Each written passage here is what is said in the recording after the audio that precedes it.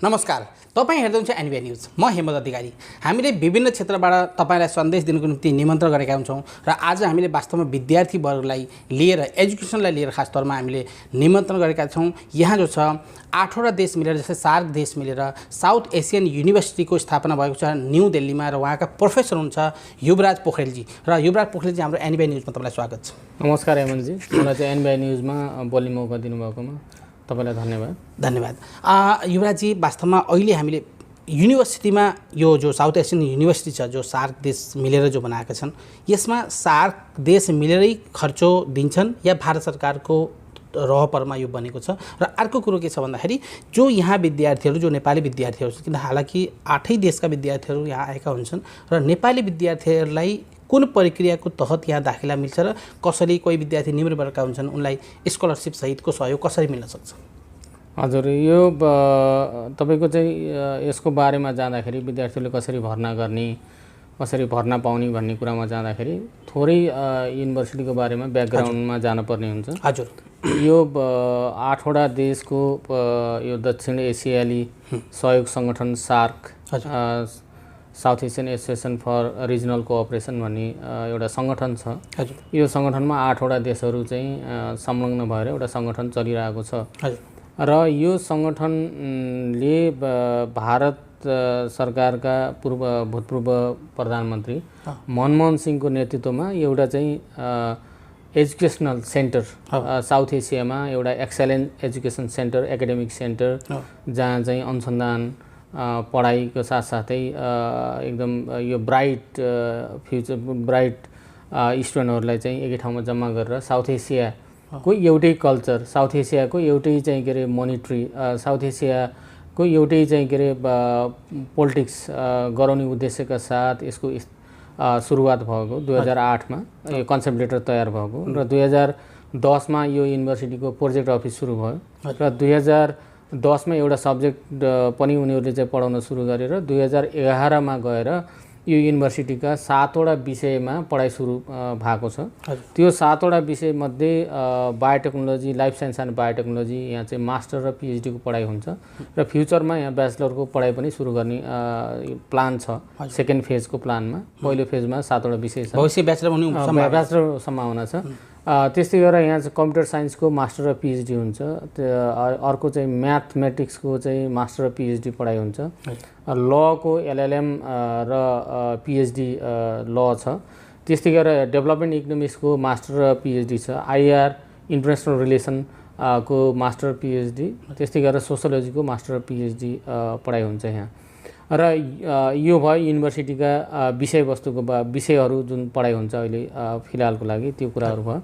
दोस्रो, यो युनिभर्सिटी चाहिँ स्थापना गर्ने क्रममा थुप्रै चाहिँ कामहरू भएका छन् र ती कामहरूमध्ये एउटा चाहिँ युनिभर्सिटीलाई कसरी सञ्चालन गर्ने भन्ने पनि एउटा काम हो, जसमध्ये भारत सरकार लगायतका जुन सार्कका 8वटा देशहरू छन् यसलाई अपरेसनल कस्ट भन्छ, जुन चाहिँ के अरे डे टु डे विद्यार्थीका स्कलरसिप, यहाँको टिचरहरूको स्यालेरीदेखि लिएर अपरेसनल कस्टको लागि सबै कन्ट्रीहरू मिलेर कन्ट्रिब्युसन गर्छन्, मोनिटरी कन्ट्रिब्युसन गर्छन् र बाँकी रहेको यो क्यापिटल कस्ट भन्छ, जुन चाहिँ यहाँको चाहिँ प्रपर्टीदेखि लिएर सबै कुराहरू चाहिँ यहाँ तपाईँको पढाउने फर्निचरदेखि लिएर बिल्डिङदेखि लिएर ल्यान्डदेखि लिएर सबै भारत सरकारले चाहिँ बियर गर्ने गरेर भएको छ। र विद्यार्थी भर्नाको क्रममा के हुन्छ भने नर्मली चाहिँ विद्यार्थी भर्ना हेर्नु छ भने 50% चाहिँ भारतको विद्यार्थीले पढ्न पाउने, किनभने यहाँको जनसङ्ख्या पनि धेरै छ, भारतको कन्ट्रिब्युसन धेरै छ।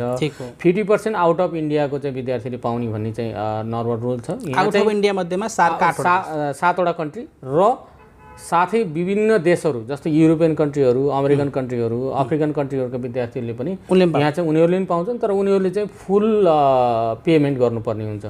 र वास्तवमा भन्नुहुन्छ भने यहाँको चाहिँ फी चाहिँ धेरै महँगो छ, डलरमा धेरै महँगो छ, तर सार्कको विद्यार्थीहरूलाई, सार्क रिजनको विद्यार्थीहरूलाई 90% डिस्काउन्ट गरेर 10% मात्रै उनीहरूले पे गर्नुपर्छ। तर त्यसमा अहिलेसम्मको चाहिँ के अरे 2011देखि अहिलेसम्म जति पनि नेपाली विद्यार्थी, म नेपालको बारेमा बढी चाहिँ भनिरहेको छु तपाईँलाई, नेपालको विद्यार्थीहरू जति पनि विद्यार्थीहरू मास्टर र पिएचडी यहाँ गरिरहेका छन्, फुल नेपाली विद्यार्थीहरूले कसैले पनि नेपालबाट पैसा ल्याएर पढ्नु परेको छैन, सबैले स्कलरसिप पाएका छन् र राम्रो चाहिँ के अरे आफ्नो विषयवस्तुमा राम्रो गरेर गएका छन्। तपाईँलाई एउटा उदाहरणको लागि मैले 2013 मा हाम्रो पिएचडी प्रोग्राम सुरु भयो बायोटेक्नोलोजीमा। हजुर म बायोटेक्नोलोजी पढाउने भएको हुनाले म त्यो भन्छु। ठिक बायोटेक्नोलोजीमा अहिलेसम्म नेपालका 5 जना विद्यार्थीहरूले तपाईको पिएचडी सकाए।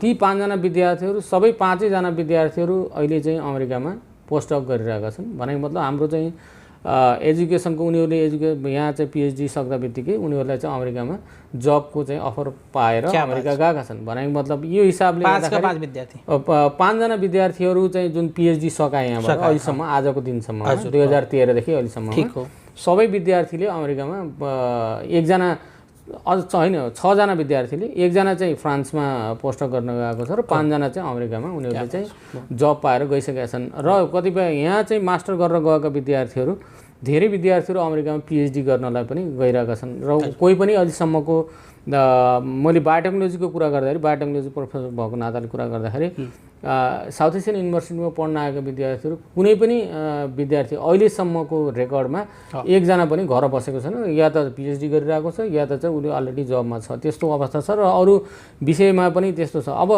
भर्ना कसरी पाउने भन्ने कुरा अलिकति थोरै ब्याकग्राउन्डमा बताउन चाहन्छु। मैले एउटा कुरा काटेर भने हजुर वञ्चित वर्गका जो बिल्कुल तल्लो लेभलका विद्यार्थीहरूको जो आशा र उम्मिद हुन्छ तिनले कसरी केही स्कलरसिप सही जस्तै तपाईँ भनिसक्नुभयो कि 90% दिनुपर्छ, 10% मात्र डिस्काउन्ट छ र ती विद्यार्थीहरूले सजिलो या के प्रक्रिया छ, के उनको मार्क्स आउनु पर्यो, के उनको प्रक्रिया छ। किन कहिलेपालि के हुन्छ भन्दाखेरि प्रक्रिया नबुझेर पनि विद्यार्थीहरू वञ्चित भएका छन् र ती विद्यार्थीहरूलाई हामीले उठाउन सकिन्छ कसरी या सहयोग कसरी हुनसक्छ, या यो यही विद्यालयमा अथवा अदर विद्यालयमा कहीँ पनि या अदर युनिभर्सिटीमा जो उनीहरूले आफ्नो एउटा क्षमता र योग्यता अनुसार जुन हिसाबले सहयोग पाउनुपर्ने हो, कहीँ ठाउँमा वञ्चित भएको हुन्छ। दिल्ली युनिभर्सिटीमा वञ्चित छ एक विद्यार्थी, अनिवार्य नाम आएर पनि उनीहरूलाई चाहिँ त्यो नामबाट लिस्टबाट हटाइयो, क्राइटेरिया पुगेन भन्ने कुरा भयो। जबकि त्यो जरुरत क्राइटेरियाको थिएन, उनीहरूले दिए पनि युनिभर्सिटीको जुन पनि प्रोफेसर थियो उनलाई कोही बाध्यता हुन्थ्यो किन देऊ भन्ने कोही रेकर्ड थिएन। तर उनले त्यसलाई कुरा बुझेनन् या ऊ बच्चाको लगभग भविष्य नै 1 सालको त खराबी भयो। अब भविष्यमा उसको अब एकदम वञ्चित वर्ग निम्न वर्गको बच्चालाई त्यहाँसम्म अब लगभग उसको हौसला नै टुटिसक्यो भने ती बच्चाहरूलाई हौसला दिएर झन् त्यसलाई थप ऊर्जा दिने चाटो त्यसलाई वञ्चित गर्ने कार्यक्रम त लगभग हामीले त पढेर देखिरहेछौँ। र तिनीहरूलाई सहयोग कुन संस्था, कुन क्राइटेरिया या एम्बेसी या कुनै पनि व्यक्तित्वको या तपाईँ हामी कसले सहयोग गर्ने ती निम्न वर्गलाई। बाँकी सक्षम व्यक्ति त कहीँ न कहीँ एउटा जानकारीले पनि आउँछन्, तर निम्न वर्गलाई कसरी उठाउने त्यसको विषयमा खास त हाम्रो दर्शकहरूलाई एकदम यसमा चाहिँ एकदमै सजिलो छ। यो यहाँ चाहिँ कुनै एम्बेसीको थ्रु आउनु पर्दैन, कुनै एजेन्सीको थ्रु आउनु पर्दैन। नर्मली हाम्रो चाहिँ के छ भने साउथ एसियन युनिभर्सिटीको चाहिँ sau.int भन्ने चाहिँ वेबसाइट छ, www.sau.int। त्यहाँ गयो भने सम्पूर्ण इन्फर्मेसनहरू पाइन्छ। तर मैले अघि भनेको 90% चाहिँ फी अफ भएको छ भनेर भने त्यो चाहिँ केही विद्यार्थीहरूलाई मलाई लाग्छ जस्तो बङ्गलादेशबाट आउने विद्यार्थीहरू र भारतबाट आउने विद्यार्थीहरूले त्यसमा पे गर्नु परिरहेछ भने नेपालको विद्यार्थीले अहिलेसम्म चाहिँ फी पे गरेर कसैले पनि पढाएको छैन। अहिले जति पनि ग्रेजुएट भए अहिलेको अवस्थामा नेपालको 50 जना विद्यार्थी त पिएचडी गरिरहेछन्। हजुर अब कसरी आउने भन्ने कुरामा म त्यहाँनिर चाहिँ त्यो प्रक्रियामा थोरै बताउन चाहन्छु। नर्मली के हुन्छ भने मास्टरमा भर्ना हुनको लागि ब्याचलरको कोर्स जुन विषयहरूमा भर्ना हुने हो त्यही अनुसारको ब्याचलर कोर्स गरेको त्यो ब्याचलरको कोर्सबाट इन्ट्रान्समा क्वेसनहरू सोधिन्छ। पहिला हाम्रो फिजिकल इक्जामहरू त्यसमा नम्बर कति आउनु पर्यो, कमसेकम नम्बर कति? मैले त्यो पनि भन्दैछु। अब नर्मली चाहिँ के थियो भन्दाखेरि पहिला हामीले चाहिँ फिजिकल इक्जामहरू OMR द सिस्टमबाट चाहिँ लिने गरेको थियो। फिजिकल इक्जामहरू हुन्थ्यो, प्रत्येक काठमाडौँमा एउटा सेन्टर थियो होइन। अहिले हामीले अनलाइनबाट चाहिँ लिने सिस्टम गरेका छौँ। अनलाइनबाट लिने सिस्टम यो वर्ष चाहिँ कोरोनाको कारणले गर्दाखेरि विद्यार्थीलाई आफ्नै घरमा बसेर इन्ट्रान्स दिने सुविधा थियो। ठिक 100 पूर्णाङ्कको चाहिँ इन्ट्रान्स इक्जाम हुन्छ। हजुर 100 पूर्णाङ्कमा एटलिस्ट 30 मार्क्स ल्याउन सक्यो भने यहाँ भर्ना भएका रेकर्डहरू छन्। क्या बात छ हैन। अब त्यो 30 मार्क्स ल्याउनै पर्यो। यहाँ चाहिँ कसैको चाहिँ न त एमबीसीले भनेर यहाँ भर्ना हुन्छ, न चाहिँ कुनै चाहिँ नेताले भनेर भर्ना हुन्छ। यहाँ शुद्ध इन्ट्रान्समा लिएको नम्बरको आधारमा भर्ना हुन्छ। यहाँ कसैले विद्यार्थीले केही गर्नु पर्दैन। फर्म भर्नको लागि 1000 चाहिँ नेपाली तिर्नुपर्छ, त्यो पनि अनलाइनबाट ट्रान्सफर हुन्छ। ब्याचलर मैले अघि भनेका विषयहरूमा यदि कसैले ब्याचलर गरेको छ अथवा मास्टर गरेको छ उसलाई पढ्न इच्छा छ भने 1 रुपैयाँ पनि नतिरिकन उसले आफ्नो पढाइ मास्टरको 2 वर्षमा सघाउँछ। PhD को एटलिस्ट चाहिँ 4 वर्ष चाहिँ PhD गर्नुपर्ने हुन्छ र त्यस्तै गरेर चाहिँ अहिले तपाईको PhD मा पढ्ने विद्यार्थीहरुको इन्ट्रान्स चाहिँ के रे 70 मार्क्सको हुन्छ हजुर जले इन्ट्रान्समा निकालिसकेपछि चाहिँ उनीहरुलाई सर्टलिस्ट गरिन्छ हजुर सर्टलिस्ट गरिसकेपछि PhD मा के छ भन्दाखेरि 50% इन्डियाको 50% आउट अफ इन्डियाको हुन्छ जस्तो म्याथमेटिक्स भयो इकोनोमिक्स भयो अनि कहिलेकाहीँ कम्प्युटर साइन्समा भयो लमा भयो नेपालबाट जुन PhD गर्न आउने विद्यार्थीहरु त कोटै पुर्याउँदैनन् त्यो हुनाले 50% त्यसमा चाहिँ 50% चाहिँ आउट अफ इन्डियाको आउने भएको हुनाले मास्टरमा चाहिँ प्रत्येक कन्ट्रीको चाहिँ कोटा छ नेपालको चाहिँ 4.5% कोटा हो कति हो हैन तर पनि धेरै टोटल सिट कति छ यहाँ अहिले मास्टरमा चाहिँ 30 वटा प्रत्येक सब्जेक्टमा 30 जना एक ब्याचमा लिइराछ तर ओन्ली नेपाललाई या हैन सबैको लागि तर के यो एक वर्षमा चाहिँ हाम्रो युनिभर्सिटी शिफ्ट हुँदैछ हजुर आफ्नै क्याम्पसमा यो चाहिँ अलिकति तपाईको टेम्पोररी क्याम्पस भएको हुनाले यहाँ चाहिँ होस्टेलको सुविधा छैन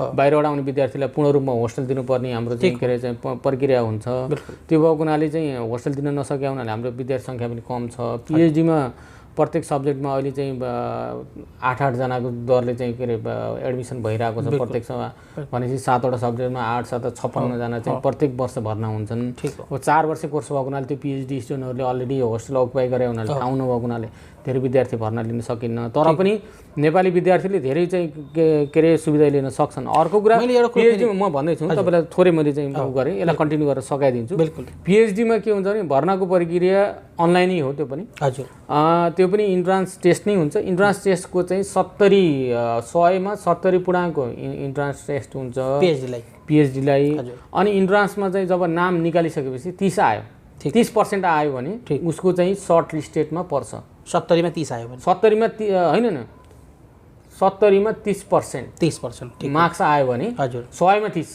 भनेपछि 70 को अब त्यही घटाएर जानुस् त्यो रेशियोमा राइट अनि 70 मा 30% भनिरहेको 30 हैन 30% मार्क्स आयो भने उ चाहिँ सर्ट लिस्ट हुन्छ इन्टरभ्यूको लागि ठीक हो इन्टरभ्यूको चाहिँ के हुन्छ नि क्राइटेरिया चाहिँ 30 मार्क्सको हुन्छ हो अनि उले राम्रो चाहिँ के रे विषयवस्तुमा ज्ञान राख्नै पर्यो एउटा PhD गर्ने विद्यार्थी भनेको एउटा स्कलर हो त्यो विद्यार्थी मात्रै हैन उले त्यो विषयवस्तुमा राम्रो ज्ञान राख्छ भने सजिलै कसैको सोर्स फोर कोही कुनै चाहिँ प्रक्रिया बिना चाहिँ आनन्दले चाहिँ भर्ना हुन्छ कसैसँग जानु पर्दैन तपाईले फेरि मैले भने 70 मा 30% भनेपछि लगभग 23 24 25 को हाराहारी 25 त्यहाँ 75 हुन्छ हैन अथवा पर्सेन्टेज हामी लगाम भने 25 होला हैन भन्दा माथि होला त्यसको 20 हाराहारीमा भए पनि उनले थर्ड लिस्टमा नाम आउने बनाले सेकेन्ड चाहिँ के रे सर्ट लिस्ट भयो सर्ट लिस्ट भइसकेपछि त्यो मान्छेहरुलाई चाहिँ के गरिन्छ 30% मार्क्स ल्याउने मान्छे जुन बच्चाले 40 ल्यायो 50 ल्यायो या 30 ल्यायो सजिलै उसको सजिलै सजिलै चाहिँ भर्ना भएन उलाई चाहिँ के भन्यो भने सिलेक्सन गरेर अब तेरो चाहिँ इन्टरभ्यु लिन्छ त्यो इन्टरभ्युमा यदि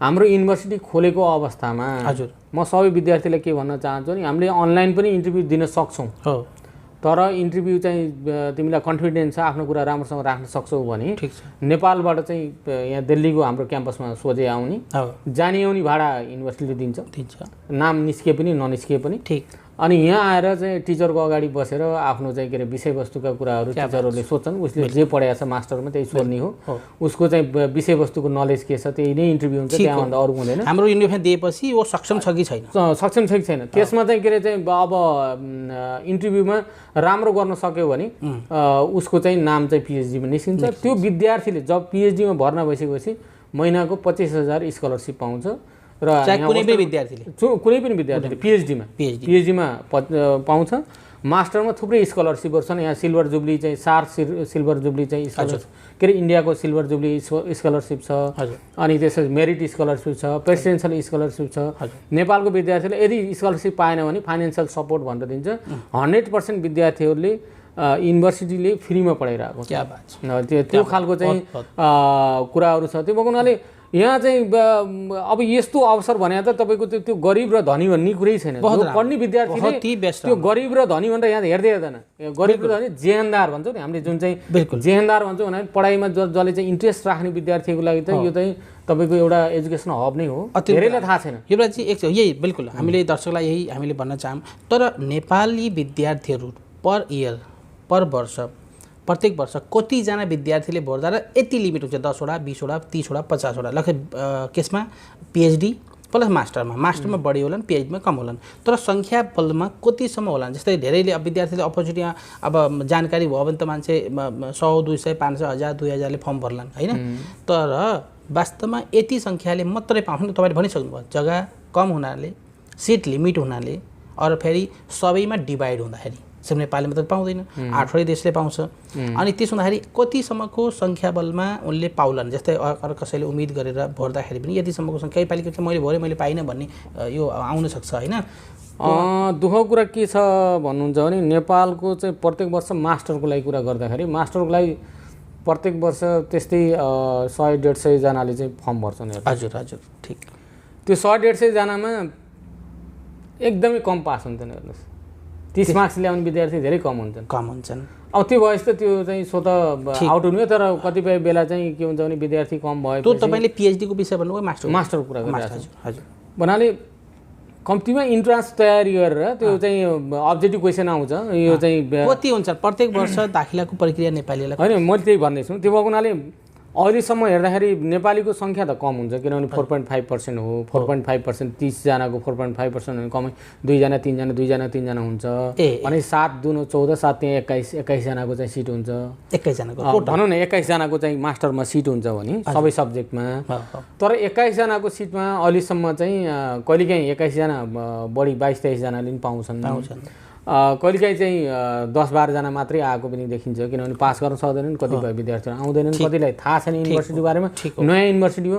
अब मैले यहाँ भन्न खोजेको कुरा के हो भने जस्तो यहाँ चाहिँ जस्तो मालदिप्सको विद्यार्थीहरू एकदम कम पढ्न आउँछन्, भुटानको कम आउँछ, जनसङ्ख्याको आधारले पनि कम आउँछ, श्रीलङ्काको एकदमै कम विद्यार्थी आयो। नयाँ युनिभर्सिटी मान्छेहरूलाई धेरै थाहा छैन। त्यो यदि श्रीलङ्का, मालदिप्स, भुटानको विद्यार्थी आएन भने त्यो कोटा चाहिँ नेपालकोमा जान्छ कि इन्डियाकोमा आउँछ। मतलब त्यो आधारले चाहिँ नेपाली विद्यार्थीले वर्षमा एटलिस्ट चाहिँ 30-40 जनाले चाहिँ भर्ना पाउन सक्छन् यहाँ, यदि चाहिँ के अरे दिने हो भने। तर नेपालमा यो विश्वविद्यालयको बारेमा त्यति जानकारी छैन। अनि मान्छेहरू चाहिँ दौडधुप गर्छन्, बाबा उहाँ चाहिँ कहिले कहिले बेङ्गलोर गइरहेको हुन्छ, कहिले कहाँ गइरहेको हुन्छ। यहाँको चाहिँ एजुकेसन सिस्टम पनि राम्रो छ। हाम्रो चाहिँ के भने यहाँ टिचरहरू पनि सबै बाहिरबाट चाहिँ पिएचडी गरेर, सबै पिएचडी गरेको प्रोफेसरहरू छ।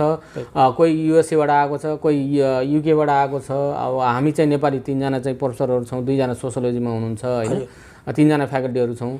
त्यो भएको हुनाले इन्टरनेसनली एक्सपोज भएका प्रोफेसरहरू छन्, राम्रो पढाइ हुन्छ। तर त्यो थाहा छैन। अब पिएचडीको कुरा गर्नुहुन्छ भने पिएचडीमा कस्तो छ भने ल एउटा विषयमा 6 जना विद्यार्थी भर्ना लियो भने 42 जना चाहिँ 1 वर्षमा भर्ना लिन्छ। 42 जनामा 21 जनाको बाहिरको चाहिँ के अरे 7वटा कन्ट्रीबाट आउने चान्स हुन्छ भने 21 जनामा यदि नेपालको विद्यार्थीहरू 21 जना नै ट्यालेन्ट विद्यार्थीहरू त्यो 7वटा कन्ट्रीमा कम्पिटिसन गर्न सक्छन् भने, इन्डिया बाहेकका कन्ट्रीमा कम्पिटिसन गर्न सक्छन् भने इन्डियाका विद्यार्थीसँग कम्पिटिसन गर्न अलिकति गाह्रो हुन्छ। यहाँको चाहिँ इन्ट्रान्सहरू यहाँको पढाइको हिसाबले चाहिँ उनीहरू अगाडि नै हुन्छन्। तर बाहिरको विद्यार्थीहरूसँग कम्पिटिसन गरेर आउनु त सजिलो हुन्छ।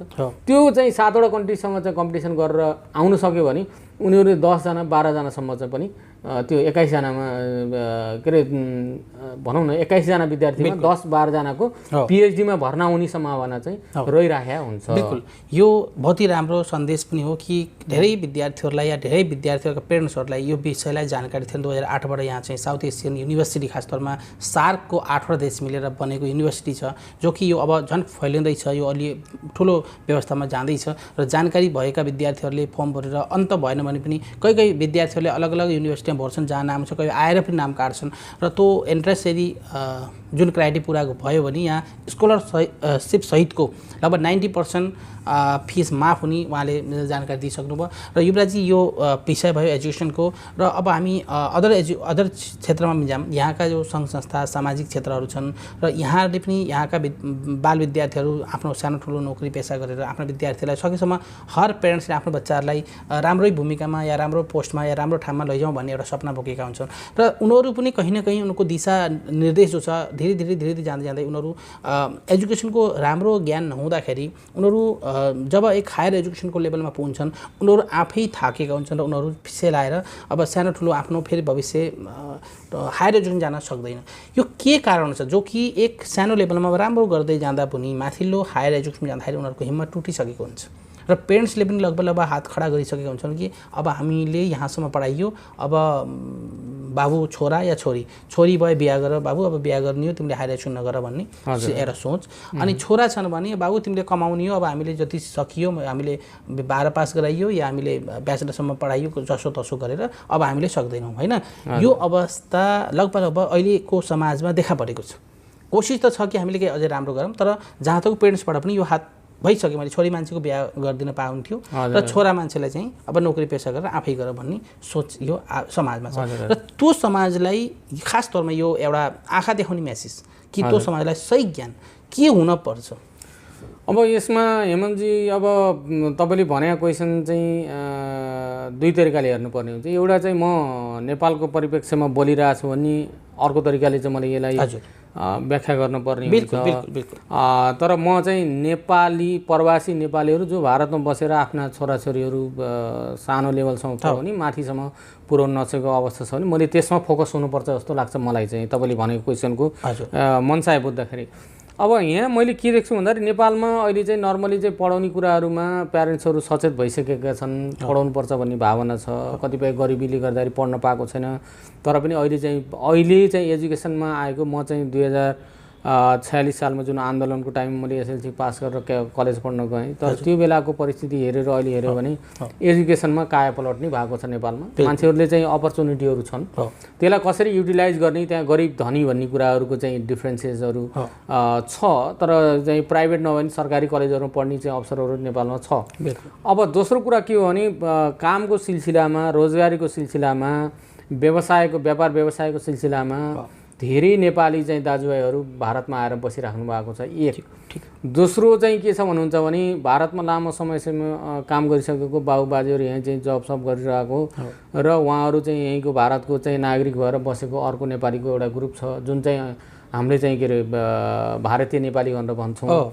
तेस्रो चाहिँ जमिन जायजात सहित चाहिँ भारतीय भएका नेपालीहरू हुनुहुन्छ जुन चाहिँ पूर्वोत्तर भारतमा चाहिँ रहिराख्नु भएको छ। त्यसै गरेर चाहिँ अन्य क्षेत्रहरूमा छरिएर रहिराख्नु भएको छ। तीन तहको चाहिँ नेपालीहरू पाइन्छ यहाँ। अब यहाँ समस्या भनेको तिनै तहका नेपालीहरूमा छ। पहिला जस्तो चाहिँ के थियो भन्दाखेरि नेपालीहरूलाई नर्मली चाहिँ नेपालीहरू चाहिँ बहादुर जाति, आर्मीमा जाहिर गर्नुपर्छ, पढेर चाहिँ भन्दा पनि आर्मीमा जाहिर गर्नुपर्छ भन्ने खालको एक खालको भावना यहाँका स्थानीय चाहिँ के अरे चाहिँ नेपालीहरूमा देखिन्छ। अनि त्यस्तै गरेर माइग्रेट भएर आएका नेपालीहरूमा जहिले पनि के हो भने हामी चाहिँ मजदुर, हामी चाहिँ अर्काको घरमा कोठीमा काम गर्ने, अर्काको कम्पनीमा काम गर्ने, पढेर हामीले के गर्न सक्छौँ र यो मालिकको छोरा जति हामीले कसरी गर्न सक्छौँ भन्ने भावना चाहिँ अर्को पाइन्छ। अब त्यो चाहिँ के हो भावना भन्दा पनि यो सोसल स्टिङमा भन्छ अथवा चाहिँ त्यो खालको चाहिँ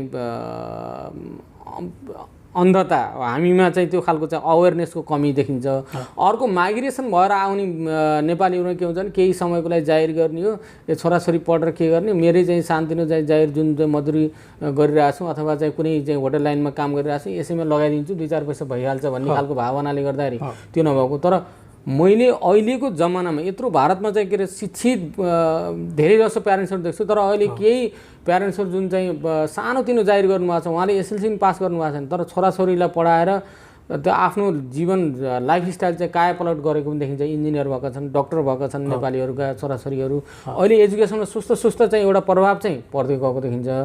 तर समस्या के छ भन्नुहुन्छ भने आफू कसैको घरमा अथवा चाहिँ पढलेखेको मान्छेको घरमा काम गरेर बस्नुहुन्छ, तर उहाँले त्यो पढलेखेको मान्छे बन्न सकिन्छ भनेर कल्पना चाहिँ गर्नुहुन्न। त्यो चाहिँ बडो चाहिँ उद्वेग लाग्दो छ नेपालीहरूको भावनामा। बढी इमान्दार भएर पनि होला। अब हामीले चाहिँ सपना देख्न जरुरी छ। यो नेपालीले हामीले गर्न नसक्ने केही छैन, ठिक छ। अपर्च्युनिटी काम भनेको कोठीमा गएर काम गर्नु, तपाईँको श्रमको मूल्य पाइराख्नु भएको छ, तर त्यसको सट्टा त्यो बरु 1 रुपियाँ नजगाउनुहोस्। तपाईँको छोराछोरी चाहिँ के अरे पढ्यो भने भोलि बिहान तपाईँको चाहिँ जीवन चाहिँ कायापलट हुन्छ, तपाईँको जीवनमा परिवर्तन आउँछ। अनि अर्को कुरा चाहिँ के भने सधैँभरि हामी चाहिँ मजदुर हौँ भनेर चाहिँ दबिएको मानसिकता भन्दा पनि म मजदुर भएँ ठिक छ, तर मैले दुःख गरेँ ठिक छ, मेरो छोराछोरीलाई मैले चाहिँ अगाडि बढाउनुपर्छ। एजुकेसन शिक्षा भन्दा ठुलो कुरो केही छैन। भोलि बिहान शिक्षा पढेको मान्छेले गएर नेपालमा एउटा कृषि गरोस्, त्यसले चाहिँ 2 किलो फर्सी अथवा 2 किलो चाहिँ के अरे चाहिँ काउली बढी नै उत्पादन गर्छ, किनभने उसमा बुद्धि हुन्छ, उसले चाहिँ आइडिया लगाउँछ, पढेको मान्छेले तपाईँको उसले कसरी दबाई राख्ने होइन, या मजदुरी कसरी गरोस्। मलजल गर्ने, कसरी त्यसको माटोको व्यवस्था, कसरी कुन माटोमा कति उत्पादन कुन हिसाबले हुन्छ, या त्यसको मौसमी लेभलमा कति समयमा कुन खाद कुन बीज या कसरी भन्ने धेरै कुराको जानकारी हुन्छ। पढे लेखेको मान्छेको चाहिँ के हुन्छ भने सोचाइ नै फरक हुन्छ। मजदुरी गरोस्, त्यो सोच नै फरक हुन्छ। उनी आफ्नो परिवारलाई छुट्टै ढङ्गले अगाडि बढाउन सक्छ। मानसिक रूपमा, आर्थिक रूपमा तपाईँको चाहिँ के हुन्छ भने अरू हिसाबले, स्वास्थ्यको हिसाबले, हरेक हिसाबले गर्न सक्छ।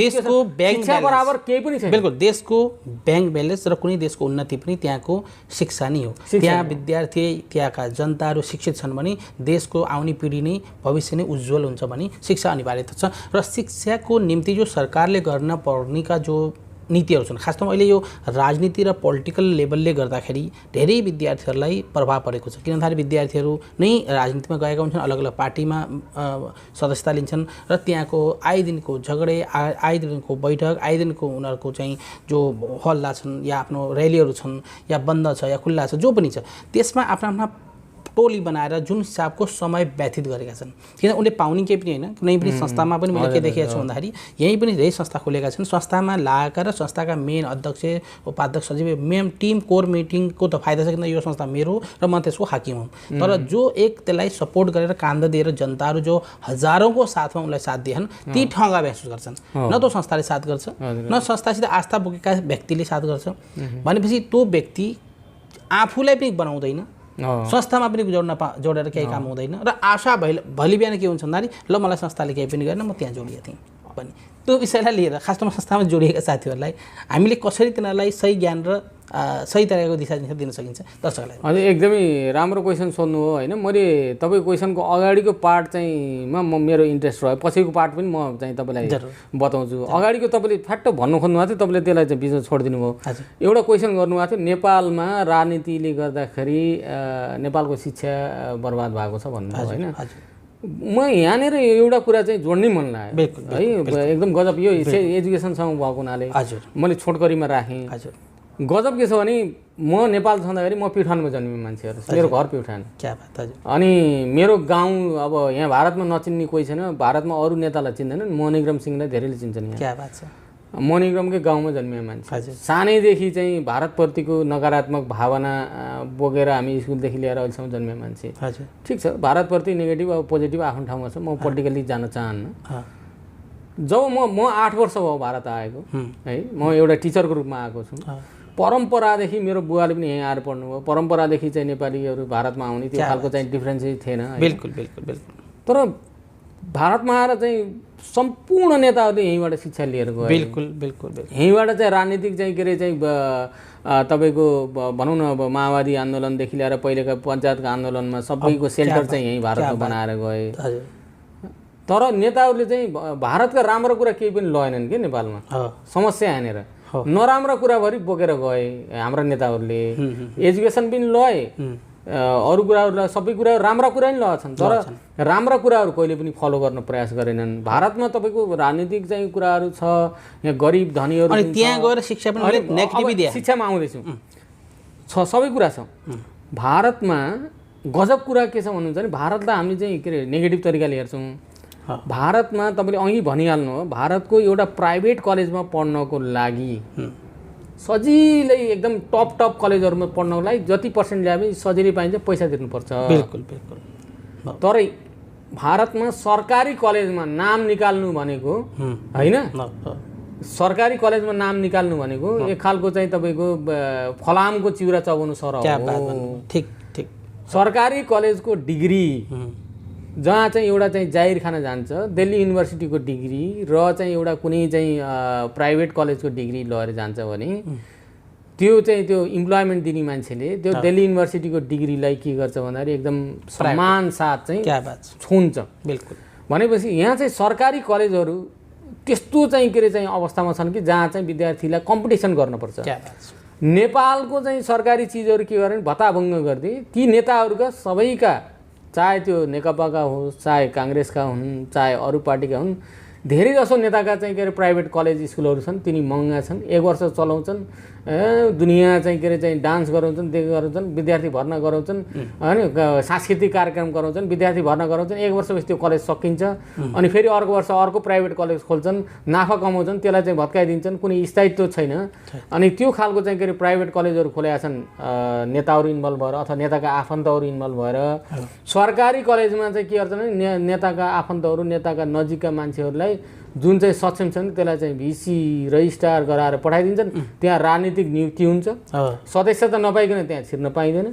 अनि त्यसपछि गएर तपाईँको राजनीतिले गर्दाखेरि नेपालको सरकारी चाहिँ के अरे कलेजको सिस्टम के भने सरकारी कलेजमा पढाए त हो नि भनेर त्यो सर्टिफिकेटको भ्यालु, म पनि सरकारी कलेज पढेर आएको, यहाँसम्म पुगेँ, त्यो पढ्ने मान्छेले पढाएको छ। मैले भन्नु खोजेँ सरकारी कलेजहरूको चाहिँ गुणस्तर, सरकारी कलेजहरूमा तपाईँको भनाइयो पढेकाले 100मा 5% पढेकाले पढेको भनिन्न, 100मा 95%ले पढे पनि 5% केही रहलान्, तर 95 पढेको। मैले तपाईँको कुरा काटिहालेँ, पढेकोलाई मानिन्न। केलाई मानिन्छ भने त्यो युनिभर्सिटीको चाहिँ गुणस्तरलाई राम्रो मानिन्छ, गुणस्तरको नामलाई मानिन्छ। दिल्ली युनिभर्सिटीको नाम लिँदा बित्तिकै जुन मानिन्छ नि मानिन्छ, आइआइटीहरू चाहिँ जुन मानिन्छ नि, यो त सरकारी हुन् नि, आइआइटीहरू, आइटी, ट्रिपल आइटीहरू चाहिँ लगायतका चाहिँ थुप्रै चाहिँ के अरे सरकारी चाहिँ भनौँ न सेन्ट्रल गभर्मेन्टका चाहिँ इन्स्टिट्युटहरू, यहाँका हस्पिटलहरू छ, सरकारी हस्पिटलहरू, तिनीहरूको ऱ्याङ्किङ सबै टपमा आउँछ नि। यहाँको चाहिँ कलेजहरूको ऱ्याङ्कमा चाहिँ पहिला चाहिँ सरकारी आउँछ, त्यसपछि वाला प्राइभेट आउँछ। नेपालमा के छ भने प्राइभेटहरू पहिला आउँछ, सरकारी त त्यो धेरै पछि। तर युवराज यसमा विषय भने म पनि यहाँ पढेकै हुँ र मेरो पनि कहीँ पालि सरकारी स्कुलमै मैले एजुकेसन लिएको, यहाँ पनि लिँदा, तर सरकारी स्कुलको ढाँचा त यहाँ पनि केही धेरै खराब थियो र अहिले केही ठिक छ भनेर स्कुल ठिक भएर हुन्न, स्कुलको जो विद्यार्थीलाई ठिक गराउने जो मनसाय छ, किनभने कोसिस गर मिड डे मिल दिन्छन्, बच्चालाई कतिकै फेसिलिटी छ, वजिफा स्कलरसिप, वर्दी, फिस माफ, सबै कुरा छ, त्यो आफ्नो ठाउँमा सरकारले कोसिस गरिरहन्। तर विद्यार्थीहरूको जो एक मेन्टालिटी या समाजको मेन्टालिटी के छ भन्दाखेरि सबै विद्यार्थी पढे भने, सबै विद्यार्थीहरू यत्रो ठुलो जनसङ्ख्यामा पढे भने पोचा कसले लगाउने, चौकीदारी कसले गर्ने, गाडी कसले सफाइ गर्ने, पोताई कसले गर्ने, मतलब जो एक लेभलका तल्लो लेभलको किसानीको लेभल काम कसले गर्ने भने उसलाई अनपढ बनाए रखने को साजिश के दौर। मैले सीधा भन्छु, मेरो टीचरले भन्थे आपको हम इसलिए नहीं पढ़ा रहे हैं क्योंकि हमें तो सैलरी मिल ही जाएगा, लेकिन जो है इसलिए नहीं पढ़ पा रहे हो आप लोग क्योंकि आपको वो फैसिलिटी नहीं मिल रही है और आपने जितना भी कोशिश करो आपने बनना मजदूरी है, सीधा सीधा बोलते थे। ये मेन्टली सरकारी स्कुलको बात गरेँ मैले है। तर त्यही बच्चामा 2-4 जना बच्चाहरू टप गरेर डक्टर बने, इन्जिनियर बने, या जो वकालत बने, राम्रो लेभलमा गऱ्यो भने ओहो फल्ना स्कुलबाट पढेर ती पनि त बने नि भनेर हामीले उदाहरण दिन्छौँ। मेरो साथी चाहिँ सीए टप गरेर अहिले सीएस महिना उसले 4-5 लाख रुपियाँ स्यालेरी लिन्छ, उसले प्राइभेट लेभलमा काम गर्यो, मेहनत गर्यो, सरकारी स्कुलबाट गएको मेहनत गर्यो, त्यो लेभलमा गएर उसले मेहनत गरेछ र तिनका साथीहरू जस्तो छन् उसले 20,000 को नोकरी धौधौ भएको छ अहिले पाउनलाई भनेपछि एउटै क्लासमा पढेका विद्यार्थी हो त्यो छ। तर मनुष्य के छ भन्दा त्यसमा 1 र 2 जना भन्दा पनि हामीले समग्र विश्वको कुनै पनि सरकारी तन्त्रलाई हेर्दाखेरि हर अर्थव्यवस्थामा सबै वर्गका जनता चाहिँदाखेरि के छ भन्दाखेरि तल्लो लेभलको जनतालाई कसरी माथि उठाउने भन्ने मनुष्य मैले कुनै संस्थालाई, कुनै निकायलाई, कुनै व्यक्तिलाई मैले देखेको मैले कमै जानेको छु। त्यसो हुँदाखेरि तपाईँले यो बोल्नु हो कि हामीले तल्लो लेभललाई माथि उठाउँदाको जो खुसी छ, सपोज अहिले नरेन्द्र मोदीजीले मैले चाय बेचेको खुल्लालाई थाहा छ कि मैले चाय बेचेको और चाय भनेर मैले स्टेसनमा चिच्याउँथेँ भने उसले गर्वको साथ भन्छन्, विश्वको सामने उनी भन्दै म ठुलो मान्छे थिएँ, म यसो थिएँ, उनले भन्दैनन् भने आज डेटमा कुनै पनि नेपाली पर्सनलाई हामीले तिमीले चाहिँ यो लेभलले चाहिँ गयो भन्ने उनीहरू डराउँछन्। मेरो लेभल चाहिँ मैले भाँडा माझेको भन्ने, मैले या पोछा लगाएको भन्ने, या मैले खाना बनाएको भन्ने खालेका जो साथीहरू कुनै पनि यस्ता छन् भने उनलाई गर्व महसुस गर्ने कि म यस्तो काम गरेर अलि माथिल्लो निकायमा आएँ भने मलाई खुसी छ। मेरो एउटा इतिहास हुनुपर्छ कि एउटा सानो लेभल काम गर्दा पनि या कोही प्रोफेसर भने, कोही इन्जिनियर भने उनले आफ्नो इतिहासलाई दर्शाउन चाहँदैनन्, उनी आफ्नो इतिहासलाई लुकाउँछन् भने यो कारण के हो? यो चाहिँ तपाईँले चाहिँ दुईवटा कुरा गर्नुभयो होइन। अर्को कुरा चाहिँ तपाईँको मानक भन्छ नि, कुनै पनि चिजको चाहिँ यति सफल छ अथवा यति राम्रो छ भन्ने कुरा त्यसलाई जाँच्ने मानक भनेको चाहिँ 1-2 जना विद्यार्थी टोटलमा 1-2 जना विद्यार्थीले राम्रो गरे भनेर हुँदैन भन्ने जुन कुरा गर्नुभयो त्यो सही कुरा हो। 2046 सालसम्मको अवस्थामा हामी सरकारी स्कुलमा पढे हो, हाम्रो एजुकेसन सिस्टम चाहिँ त्यति राम्रो थिएन, फर्स्ट डिभिजन ल्याउनु धेरै गाह्रो हुन्थ्यो एसएलसीमा। तर पनि सरकारी स्कुलहरूमा पढेकी मान्छेहरूले सबैतिर चाहिँ राम्ररी गएको थियो। 46 सालको बहुदल आइसकेपछि नेपालमा प्राइभेट स्कुलहरू खुल्न थाले, एकदमै भयङ्कर तरिकाले चाहिँ च्याउ उमेर चाहिँ प्राइभेट स्कुलहरू खुल्न थाले। सुस्त चाहिँ सरकारी स्कुलहरूको स्तर गिर्दै गयो। त्यो बेलासम्म नेपालका सरकारी स्कुलको स्तर एकदमै राम्रो छ। तपाईँले भनेको कुरा सही हो। भारतमा पनि के छ भने सरकारी स्कुलहरू जुन सरकारले चलाएका स्कुलहरू हुन् तिनीहरूको स्तर राम्रो थिएन केही अगाडि, तर दिल्लीमा चाहिँ दिल्ली गभर्मेन्टले यो आएको 10 वर्षमा त तपाईँको कायापलट गरिदिएको छ सरकारी स्कुलमा। तर भारतमा के छ भन्नुहुन्छ भने यो सम्पूर्ण चाहिँ प्राइभेट स्कुलहरू अथवा इङ्ग्लिस मिडियम स्कुलहरू छन् नि, धेरै जसो सबै प्राइभेट हैनन्, ट्रस्टबाट चलेका छन्। जुन चाहिँ ट्रस्टबाट चलेकामा त्यत्रो चाहिँ महामारी फी छैन। विद्यार्थीहरू राम्रो विद्यार्थी गरिब विद्यार्थीलाई पढ्न 25% विद्यार्थीहरूलाई यहाँका महँगा विद्यालयमा पनि 25% गरिबका छोराछोरी अनिवार्य फ्रीमा पढाउनै पर्छ। बिल्कुल त्यो भएको हुनाले त्यहाँ गरिबको छोरा पनि माथि स्तर गइरहेछ। तर मैले अल भारतलाई मैले सिर्फ दिल्लीलाई लिइन, पुरै भारतका भारतमा त्यस्तो छ। त्यो तपाईँले भनेको कुरा सही हो। यहाँको चाहिँ सरकारी स्कुलको समस्या छ। सरकारी कलेजको कुरा गर्दाखेरि सरकारी कलेजहरू यहाँका टप छन्।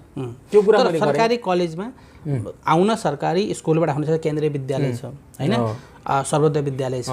यिनी विद्यालय मध्येमा केही विद्यालय जस्तै कुनै कुनै तपाईँले भन्नु सक्नुभयो कि संस्थागत चलेका हुन्छन् हैन, या सरकार 95% सरकारले सहयोग गरेको हुन्छ, 5% स्कुल व्यवस्थाले गरेको हुन्छ। ती स्कुल केही न केही राम्रो छन्, तर ती केही सीमित छन्, धेरै लेभलमा छैनन्। र केन्द्रीय विद्यालयमा त उही केन्द्रीय कर्मचारीका विद्यार्थी या बाहिरका त कमी होलान्, तर अलि मारामारी जो छ त्यहाँ दाखिला हुनलाई। तर आम नागरिक, एक मजदुर, एउटा हैन, एउटा घर बनाउने मजदुर, एउटा किसानकी मजदुर या कुनै पनि व्यक्ति घर खातामा काम गर्ने मजदुरले पनि आफ्नो अभिलाषा राख्छ कि मेरो बच्चाले अङ्ग्रेजी मिडियममा पढोस्, या फेरि अब यही चिजलाई अहिले मैले अर्को भने कि अङ्ग्रेजी मिडियममा पढोस्। जस्तै हायर एजुकेसन जाँदाखेरि इङ्ग्लिस अनिवार्य, जस्तै हामीले हिन्दी अथवा नेपाली भाषालाई प्रायोरिटी भाषाको दिन्छौँ, तर वास्तवमा अन्तिममा गएर त अङ्ग्रेजी नै रहेछ नि। जस्तै हामीले बुझ्दाखेरि धेरै विद्यार्थीको लेभलको पढाइ खत्तम भएको छ, हामीले यो बुझ्नुपर्छ। धेरै विद्यार्थीको पढाइ कहाँ खत्तम भएको छ, अङ्ग्रेजी जान्दैन। यो फ्याक्ट हो। माथि हायर एजुकेसन जाँदाखेरि अङ्ग्रेजीले गर्दाखेरि धेरै विद्यार्थीहरूको जो अहिलेको लेभलले हेर्दा, भविष्यमा फेरि नयाँ ढाँचा आउला, तर अहिलेसम्मको हेर्दाखेरि धेरै हायर एजुकेसनमा अङ्ग्रेजी कमजोर हुँदा पनि विद्यार्थीहरूको पढाइ त्यहाँ वञ्चित भएको छ र उनीहरू आफ्नो काममा लागेका हुन्छन्। यो चाहिँ तपाईँको अब नेपाली ठ्याक्कै शब्द भन्दा तपाईँले यति भूमिका बान्नु होइन, तर यो चाहिँ समस्या होइन। मलाई त्यस्तो लाग्दैन। भाषा भनेको त तपाईँको नेपाली भाषामा पढेको विद्यार्थीले अङ्ग्रेजी बोल्न जान्दैन। अङ्ग्रेजी नेपाली भाषा बोल्ने मान्छेले नेपाली भाषा राम्रोसँग बोल्छ भने अङ्ग्रेजी सिक्नलाई केही गाह्रो हुँदैन।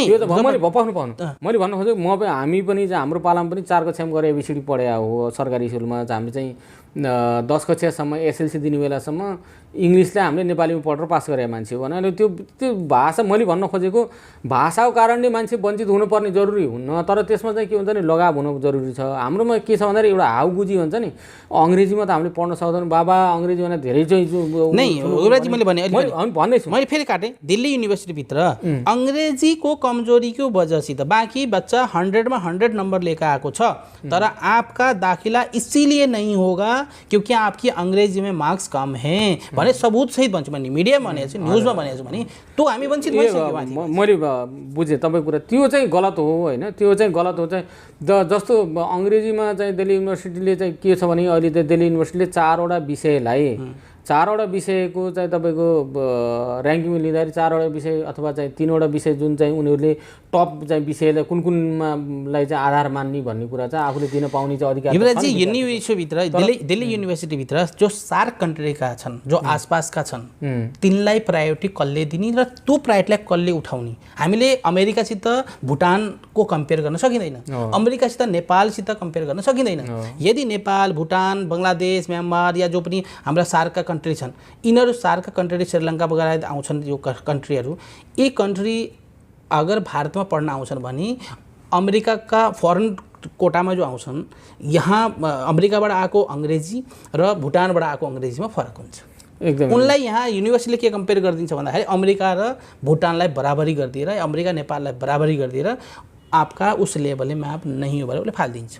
तर त्यसलाई आवाज उठाएर कसले सहयोग गर्ने, त्यहाँ कसले आवाज उठाउने। तपाईँ जस्तै अब यो सार्कको युनिभर्सिटी बनेको छ, भारत सरकारले 2008बाट सुरुवात गर्यो, यो पनि एउटा राम्रो पहल हो। त्यसको तहत 2-4 10 20 50 100 200 500 विद्यार्थीहरूले अहिलेसम्म लगभग यत्रो समयमा होइन विद्यार्थीलाई धेरै अपर्च्युनिटी मौका पाएर अनि कोही पिएचडी कोही मास्टर डिग्री गरेर उनीहरू एउटा आत्मसम्मानसहित एउटा भूमिका बाँधेर उनीहरू समाजमा एउटा जिउनु बाटो बनाए होइन भनी त्यस्तै अब हामीले यहाँ पनि कसले आवाज उठाउने एम्बेसीले पनि यो विषयलाई उठाउँदाखेरि हामीलाई थाहा छैन बाहिर देशको कुरो हो भन्ने हुन्छ भारत सरकारलाई पनि अब हामीले चाहिँ कहीँ आवाज उठाउँदा पनि सरकारी लेभलको बातचित हुन्छ हामीले या तपाईँले आवाज उठाएर हुने कुरो होइन तर वास्तवमा दर्शकहरू यसमा धेरै या जो विद्यार्थीहरू छन् धेरै वञ्चित भएका छन् त्यो विषयलाई बिल्कुल हामीले उठाउनुपर्छ कि अङ्ग्रेजीमा नजान्दाखेरि अनपढ बनाए राख्ने की साजिश चाहे तो संस्थागत होस् चाहे तो कुनै सरकारको ढाँचागत होस्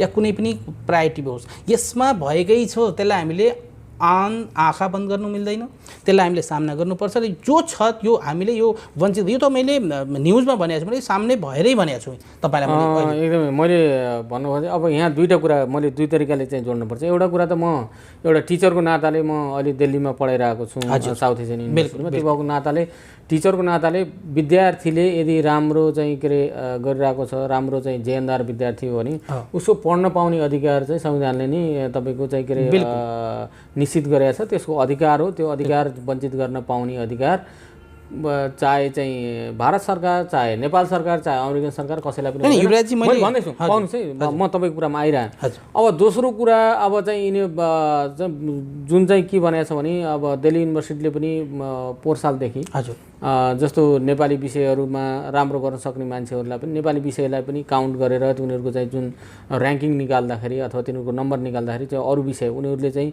अङ्ग्रेजीमा कमजोर छन् भने अर्को विषयलाई चाहिँ त्यसलाई चाहिँ कन्सिडर गर्ने अङ्ग्रेजीको सट्टा भन्ने खालको चाहिँ जुन नीति नियम ल्याएको थियो त्यसलाई लागू गर्ने कुरामा अब त्यो दबाब दिने कुरामा जस्तो नेपालको विद्यार्थीले यहाँ भर्ना हुने उसको अधिकार छ तर उसलाई दिएन त्यही कारणले दिएन भने त्यसमा त चाहिँ प्रत्यक्ष रोल त चाहिँ नेपाल एम्बेसीकै हुन्छ नि नेपाल एम्बेसी युवराजी तमाम हामीले धेरै कुरा जानकारी लियो र आइन्दा पनि हामीले जानकारी लिन्छौँ र हामी दर्शकहरूलाई खासतौरमा एजुकेसनलाई धेरैले प्यारेन्ट्सलाई नजानेका हुँदा या विद्यार्थीले पनि नजानेका हुँदा र यो युनिभर्सिटी खासतौरमा पनि केही समय धेरै पुरानो नहुँदाखेरि र 2008बाट नै सुरु भएको हुँदा धेरै विद्यार्थीहरूलाई जानकारी छ र धेरै तपाईँले जानकारी दिनुभयो र वञ्चित जो विद्यार्थीहरू छन् या तपाईँले भनिसक्नुभयो यसमा कोही तलमाथि छैन समग्र ट्यालेन्टेड या योग्य क्षमता गरेका विद्यार्थीहरूले मौका पाउँछन् भनेर पनि तपाईँले दिनुभयो र तपाईँले खासमा हाम्रा दर्शकहरूलाई अन्तिम शब्द जो पि हो सन्देशको रूपमा तपाईँले तमाम पेरेन्ट्स विद्यार्थी र तमाम क्षेत्रका विद्यार्थीहरूलाई तपाईँले सन्देश दिनुहोस्। हजुर म त पहिला त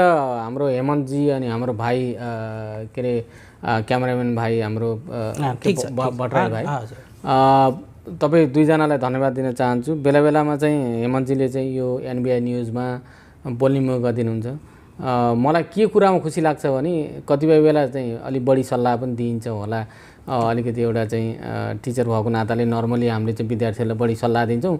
अब उहाँ पत्रकार हो भने कहिलेकाहीँ भुल्छु मैले उहाँ चाहिँ आफ्नै चाहिँ भाइ जस्तो अथवा दाजुभाइ जस्तो चाहिँ मानेर सरसल्लाह दिइन्छ आफ्नो ठाउँमा छ। तपाईँको चाहिँ के अरे एनबिआई न्युजले धेरै राम्रा न्युजहरू धेरै राम्रा चाहिँ समाचारहरू अप्ठ्यारोको बेलामा दुःखको बेलामा नेपाल भारतका सम्बन्धका बारेमा नेपाली चाहिँ समग्र नेपाली चाहिँ माइग्रेन्ट वर्करहरूका बारेमा समग्र नेपाली माइग्रेन्ट चाहिँ वर्करका छोराछोरीले को शिक्षा दीक्षाको बारेमा जुन तपाईँको मनभित्र छ तपाईँले जुन चाहिँ शिक्षा क्षेत्रमा यहाँ चाहिँ नेपाली विद्यार्थीलाई पुर्याउनु भएको चाहिँ जुन योगदान छ त्यसले गर्दाखेरि हामी तपाईँलाई एक नेपाली एक प्रवासी नेपालीको एउटा हैसियतमा जुन चाहिँ पत्रकारिता गरिराख्नु भएको छ जुन न्युजहरू चाहिँ अगाडि ल्याइराख्नु भएको छ अन्तर्वार्ता ल्याइराख्नु भएको छ त्यसले हामी धेरै नै प्रभावित भएका छौँ र हामी चाहिँ म भन्न चाहन्छु हामी चाहिँ तपाईँसँग चाहिँ एकदम प्राउड फिल गर्छन्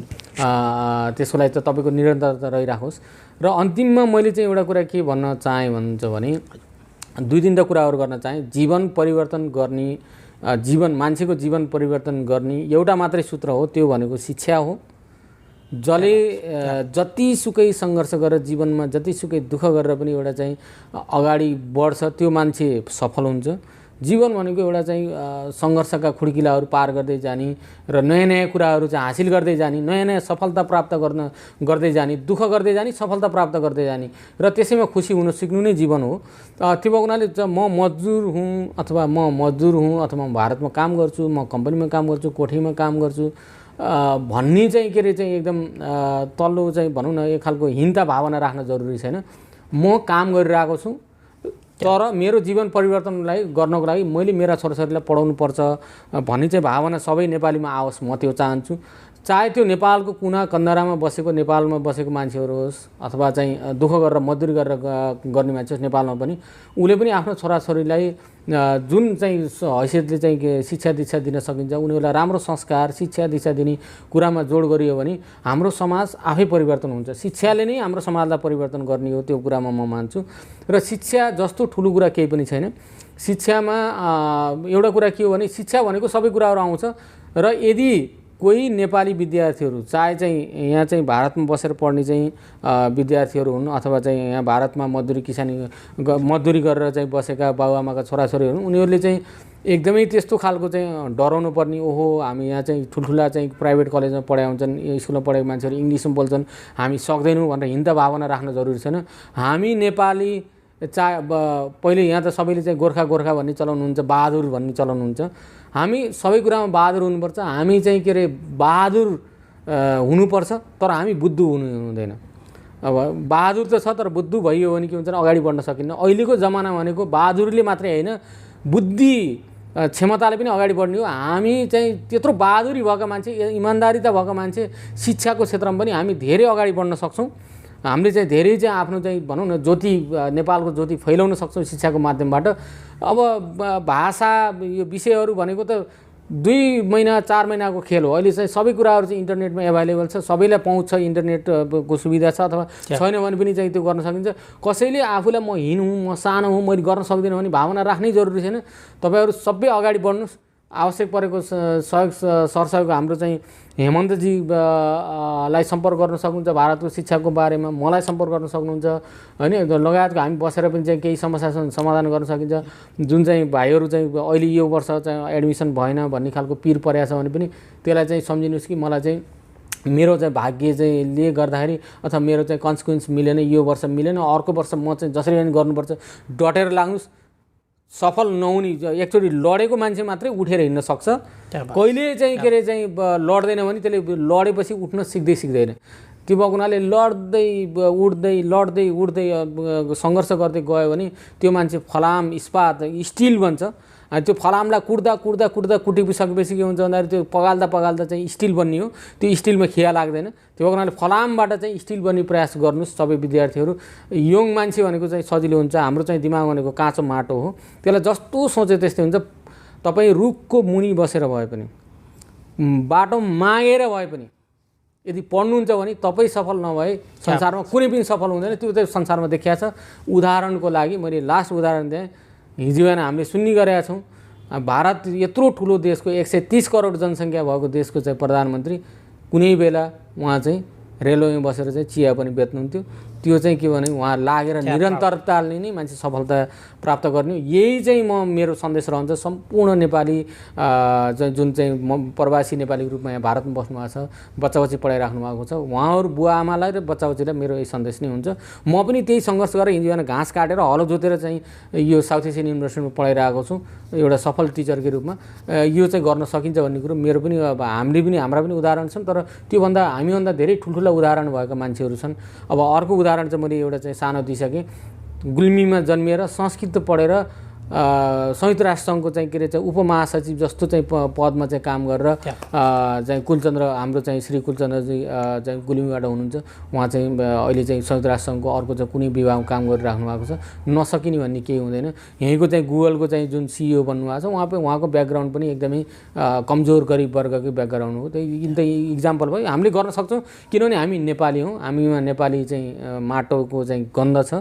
यसले चाहिँ हामीलाई चाहिँ बहादुरी त दिएकै छ, बुद्धिमानी चाहिँ पनि दिएको छ। त्यो बुद्धि हामीले अब युज गर्नुपर्छ। सधैँभरि हामी बहादुर मात्रै भएर हुन्न हैन, बहादुर भएर हुन्न। अब हामी चाहिँ इमान्दार र बुद्धिमानी, इमान्दार पनि छौँ, अलरेडी थियौँ, र बुद्धिमानी हुनुपर्छ भन्ने चाहिँ मलाई लाग्छ। यसले चाहिँ समग्र नेपालको समग्र नेपालीको चाहिँ भविष्य यसैमा शिक्षामै छ भन्ने कुरा राख्दै मलाई बोल्न दिनुभएकोमा सधैँ दिनुहुन्छ, आज पनि बोल्न दिनुभएकोमा भित्र हृदयदेखि नै हाम्रो चाहिँ हेमन्त अधिकारीज्यूलाई र तपाईँको न्युज यो च्यानल चाहिँ एकदमै अगाडि बढ्दै जाओस् भन्ने शुभकामना पनि दिन चाहन्छु। हस्, नमस्कार। धेरै धेरै धन्यवाद। तपाईँले चाहिँ आफ्नो केही किम्ती समय खास तौरमा हाम्रो एनबिआई न्युजलाई र हाम्रा दर्शकहरूलाई तपाईँले दिनुभयो र फेरि उहाँलाई चाहिँ बाचा गर्दै हामीले युवराज पोखरेलजी खास तौरमा खास तौरमा साउथ एसियन युनिभर्सिटीमा प्रोफेसर हुनुहुन्छ र उहाँलाई तपाईँहरूलाई सन्देश दिनुको निम्ति हामी बोलाइरहन्छौँ र अहिले हामीले यहीँ उहाँसँग चाहिँ